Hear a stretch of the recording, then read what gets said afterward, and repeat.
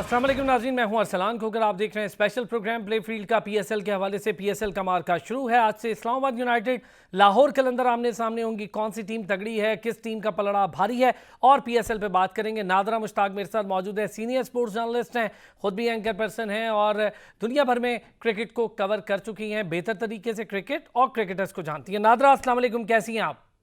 वालेकुम अस्सलाम अरसलान जी, बिल्कुल ठीक ठाक। नादरा, आज का मैच बड़ा मैच है, इस्लामाबाद और लाहौर, किसका पलड़ा ज्यादा भारी है? दोनों टीमें तगड़ी हैं। बिल्कुल दोनों टीमों का मुकाबला जो है वो बहुत ही ज़बरदस्त होगा, क्योंकि आज लाहौर कलंदर भी पूरी अपनी जान की बाजी मारेगी। क्योंकि लास्ट टाइम आपको याद होगा जो 5th एडिशन था पीएसएल का, उसमें लाहौर कलंदर ने बहुत अच्छा इम्प्रूव किया था और काफ़ी आगे तक आए थे, फाइनल तक उन्होंने रसाई हासिल की थी। और अब क्योंकि इस्लामाबाद यूनाइटेड्स में भी अच्छे प्लेयर्स हैं, लेकिन सबसे बड़ा वेदर का जो फैक्टर है वो बहुत ज़्यादा इंपॉर्टेंट रोल प्ले करेगा। जो इंटरनेशनल प्लेयर्स हैं उनके लिए बहुत ज़्यादा सख्त वेदर है अबू धाबी का, और इस वक्त जो टेम्परेचर बताया जा रहा है वो 51 पॉइंट समथिंग, यानी कि 52 डिग्री सेंटीग्रेड, जो कि एक एशियन तो कम से कम थोड़ा बहुत बर्दाश्त कर सकता है, लेकिन जो बाहर के लोग हैं, जो गोराज हैं, उनके लिए बहुत मुश्किल है। इसमें उनको सही तौर पे परफॉर्मेंस में डेफिनेटली फ़र्क तो पड़ेगा, क्योंकि जो मौसम का असर है वो आपकी पूरी कारकर्दगी पे पड़ता है। अच्छा नादरा, आज का एक चीज़ ये भी है कि इस वक्त आपकी बात बिल्कुल दुरुस्त है कि मौसम का बहुत ज़्यादा असर पड़ेगा, लेकिन बहरहाल क्रिकेट बोर्ड की भरपूर काविश की वजह से पहले कन्फ्यूजन का शिकार रही और बहुत सारे मसाइल रहे, तमाम छट गए, अब फाइनली स्टार्ट होने जा रही है।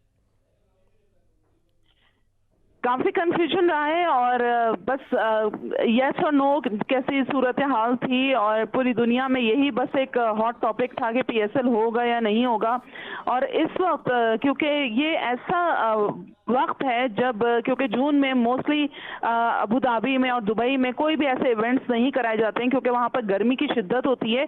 तो ये जो एक टाइम पीरियड था, ये स्लॉट उनको खाली मिल गया था और इसी वजह से उन्होंने यूटिलाइज किया अबू धाबी ने, और उन्होंने ओके किया, और बिल्कुल लास्ट मोमेंट पे ओके किया। अच्छा नादरा, जबकि आपको मालूम है कि बहुत नादरा, लाहौर कलंदर की स्ट्रेंथ क्या आप समझती हैं और इस्लामाबाद यूनाइटेड की स्ट्रेंथ क्या है, बॉलिंग या बैटिंग? देखिए, लाहौर कलंदर्स में मुझे मिक्स्ड हैं, इसमें बॉलिंग और बैटिंग दोनों मिक्स्ड हैं और बहुत अच्छी परफॉर्मेंस दे रहे हैं। जबकि इस्लामाबाद यूनाइटेड से मुझे लगता है कि बॉलिंग साइड जो है उनकी ज़्यादा स्ट्रांग है। अच्छा, शादाब की कैप्टनसी या फिर दूसरी तरफ सोहेल की कैप्टनसी? देखिए शादाब, देखिए अगर सोहेल को कहते हैं तो सोहेल ठीक है, नए कैप्टन ज़रूर हैं, लेकिन उन्होंने जब से पीएसएल में वो आए हैं एज अ कैप्टन, उन्होंने अपने आप को डे बाय डे इम्प्रूव किया है और उन्होंने साबित किया है कि उनके अंदर कैप्टनशिप की सलाहियतें मौजूद हैं। जबकि शादाब जो हैं वो वाइस कैप्टन ज़रूर हैं पाकिस्तान टीम के भी, लेकिन उसके बावजूद अभी वो इमेच्योर हैं और ख़ुद भी वो इतने फिट नज़र नहीं आते हैं। उनकी परफॉर्मेंस आपने देख ली जो अभी रिसेंट सीरीज़ हुई है पाकिस्तान की, उसमें शादाब जो है इतना ज़्यादा क्लिक नहीं किया उन्होंने। तो डेफिनेटली फ़र्क तो है, कैप्टनसी का बहुत बड़ा फ़र्क है, और यही वजह है कि जो लाहौर कलंदर है वो फेवरेट कहला रही है। अच्छा नादरा, इस वक्त सबसे ज़्यादा मुश्किल हालात में कोयटा ग्लैडिएटर और मुल्तान सुल्तान लग रहे हैं, क्या वजह है ख़ास तौर पे मुल्तान सुल्तान की और कोयटा की? कोयटा विनर टीम भी रही है पीएसएल की। क्या कहा आपने, रिपीट करेंगे? मैंने कहा कोयटा ग्लैडिएटर और मुल्तान सुल्तान बॉटम में खड़े हैं, बड़ी मुश्किलात का शिकार हैं, जबकि कोयटा विनर भी रही है पीएसएल की।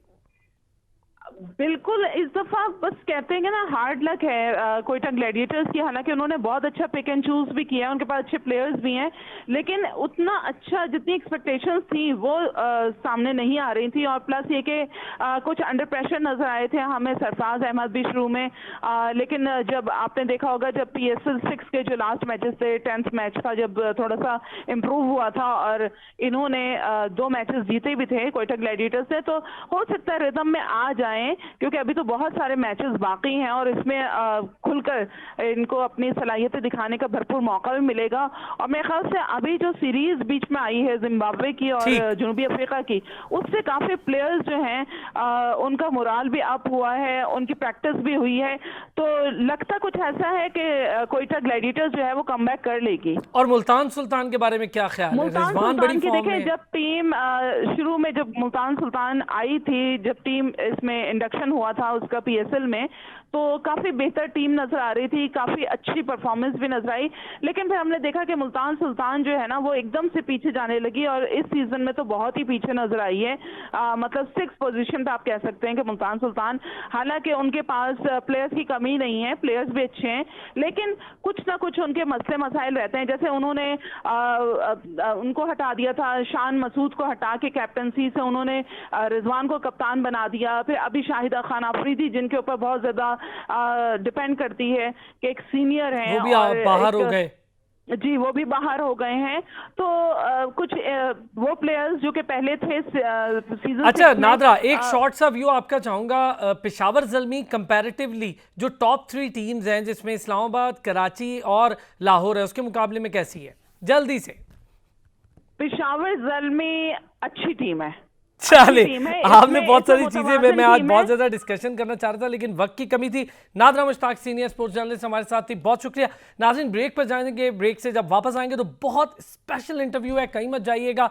इस्लामाबाद यूनाइटेड और लाहौर कलंदर का मैच है और आपके लिए एक बहुत बड़ा एक्साइटिंग इंटरव्यू है ब्रेक के बाद।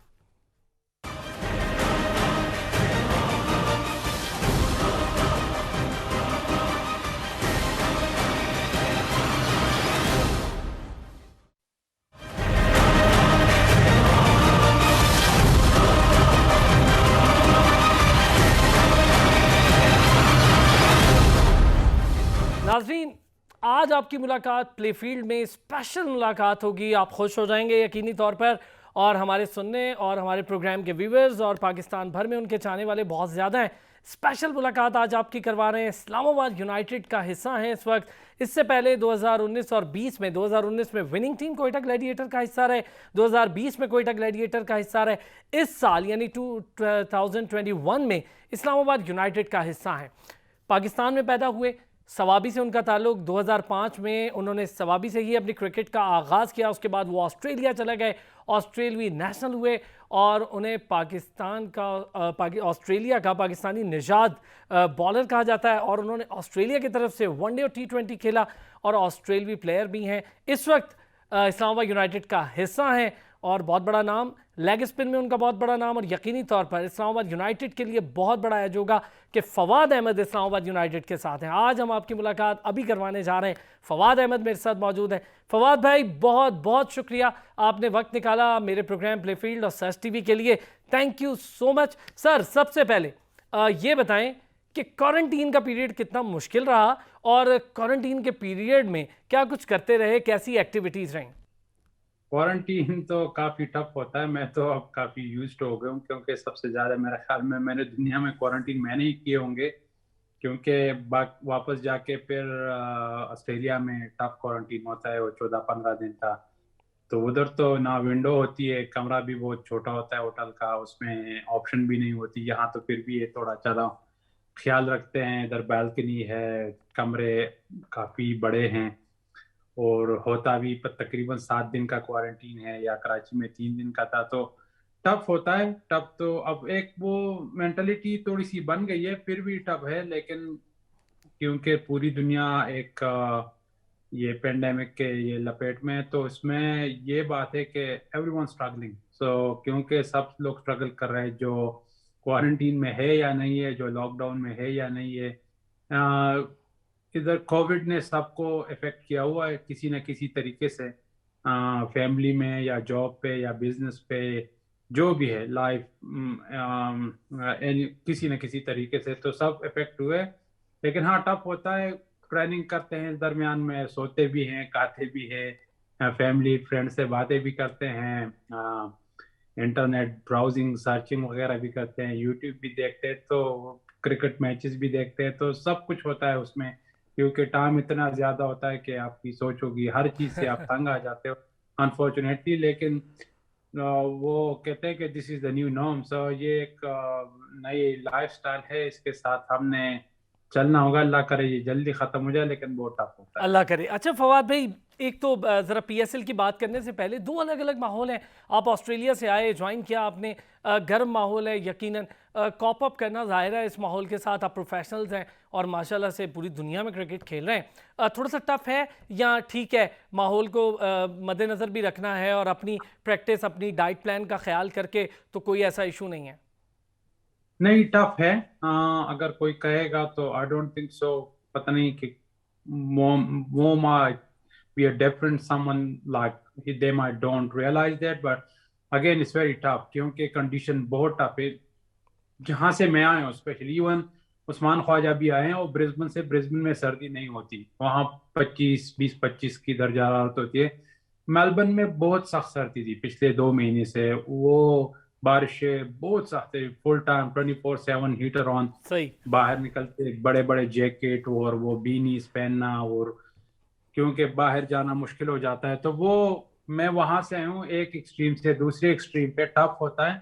यहाँ सिर्फ गर्मी से नहीं लड़ना हो, पीछे है शाम को अगर मैचेस है रात को, तो उसमें ओस बहुत ज्यादा है और साथ वो स्वेटिंग बहुत ज्यादा है, क्योंकि ह्यूमिडिटी यहाँ पर बहुत ज्यादा है। ऑस्ट्रेलिया में भी काफी गर्मी होती है, 40+ उधर भी पहुंचता है, लेकिन वहाँ ड्राई गर्मी होती है, वहाँ स्वेटिंग बहुत कम होती है। हवा चलती है, आप स्वेटिंग नहीं करते, वो सिर्फ गर्मी होती है। यहाँ स्वेटिंग बहुत ज्यादा है, और दिन को आपको पता है धूप इतनी तेज होती है, सारा मतलब सहरा है, रेत है, तो उसमें गर्मी बहुत है, तो टफ है। हाँ, डाइट का भी ख्याल रखते हैं, अपने आप को फिट भी रखते हैं, लेकिन अगर आप एक एक्सट्रीम से दूसरे एक्सट्रीम पे आते हो तो बॉडी भी मतलब वो टाइम लेती है।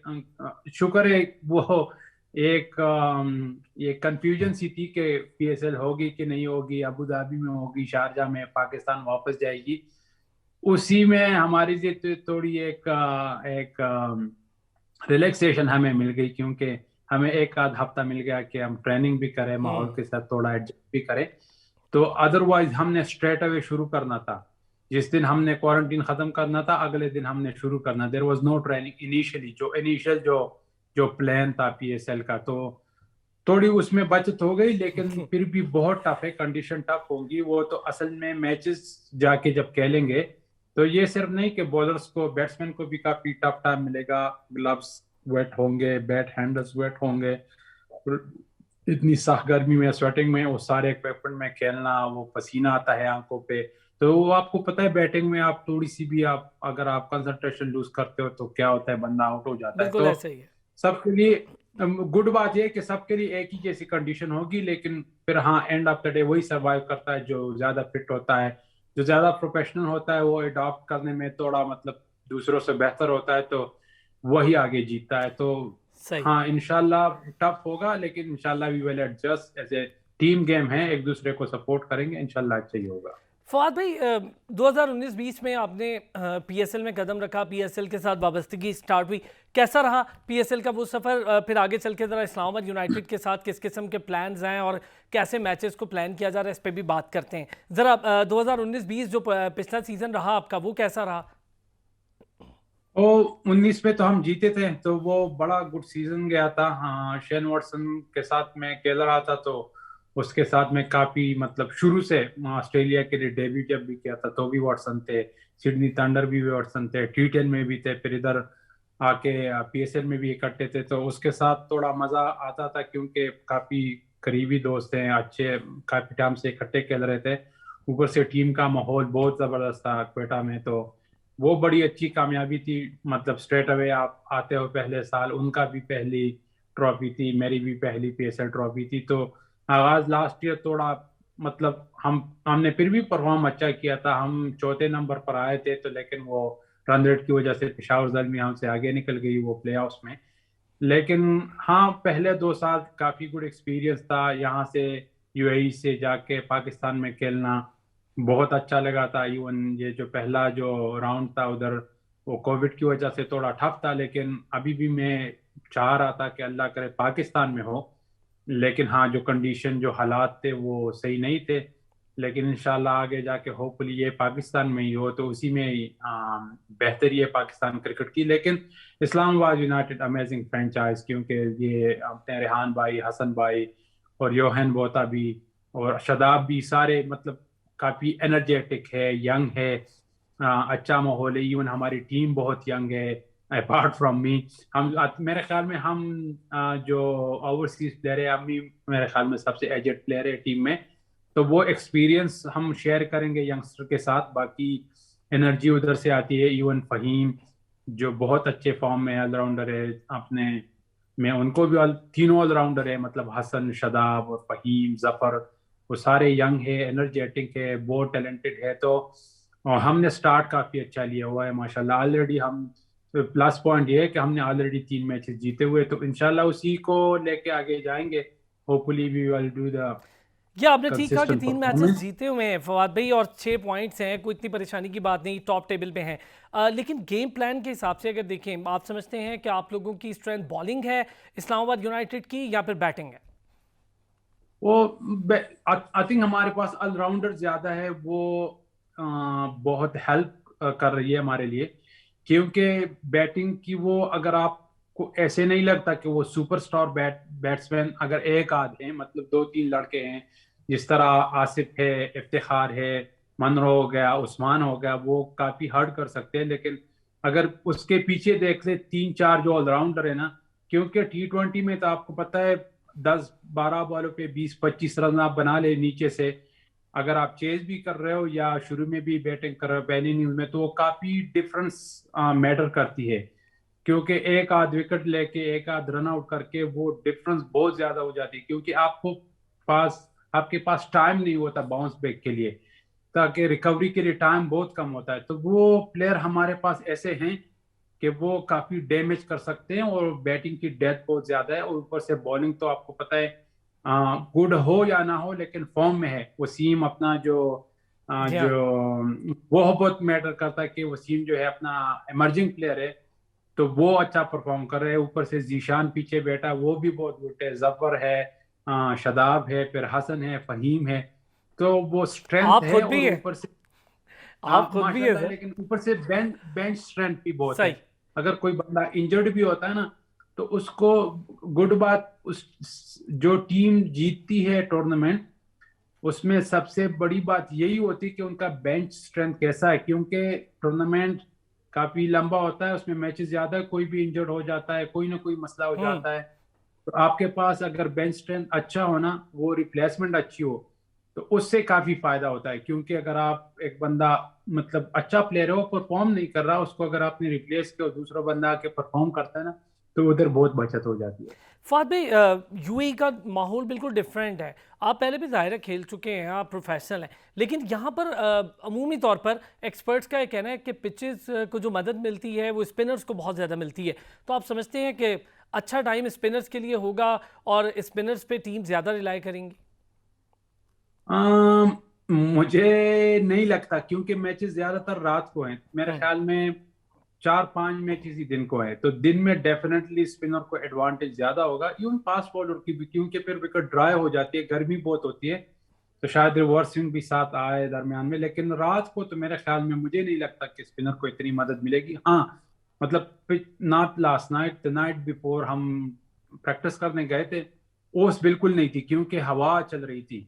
तो कभी कभार ऐसे भी होता है, क्योंकि हवा अगर चलेगी और ओस नहीं होगी, तो उस दिन डेफिनेटली स्पिनर, क्योंकि फिर वो कंडीशन स्पिनर को बहुत सूट करती है, गर्मी बहुत है, ऊपर से इतना टाइम नहीं होगा जो क्यूरेटर्स है उनके लिए कि ताकि वो रिकवरी करे पिचेस पे। तो मोस्टली 2-2 मैचेस होंगे विकेट पे, शायद 4 मैचेस भी हो, एक एक विकेट पे 2 दिन बैक टू बैक मैचेस हो, तो उसमें डेफिनेटली स्पिनर को ज्यादा हेल्प मिलेगी। लेकिन वो डिपेंड करता है कि कभी ओस होती है, कभी नहीं होती, डिपेंड वेदर पे करता है। तो दिन के मैचेस डेफिनेटली स्पिनर के लिए बहुत हेल्पफुल होंगे। लेकिन हाँ, रात को ये होता है कि अगर हवा चलती है या क्लाउडी होगा तो ओस नहीं होती, तो फिर स्पिनर फिर भी इफेक्टिव होंगे, अदरवाइज फास्ट बॉलर और बैटिंग डोमिनेट करेगी। फहद भाई, दुनिया भर में लीग्स भी खेली, ऑस्ट्रेलिया से भी खेल रहे हैं, बहुत ज़्यादा जगह आपने क्रिकेट खेली, एक्सपीरियंस प्लेयर हैं। कैसे रेट करते हैं पीएसएल के स्टैंडर्ड को? आपके सामने ही है माशाल्लाह से। अब तो बैटिंग स्ट्रेंथ भी बहुत अच्छी आ रही है पाकिस्तानी टीम में। बॉलर्स के लिए तो लैंड ऑफ पेसर्स कहा जाता था पाकिस्तान को हमेशा से। तो इस वक्त कैसा रेट करते हैं पीएसएल के ओवरऑल स्ट्रक्चर को भी और पीएसएल को भी?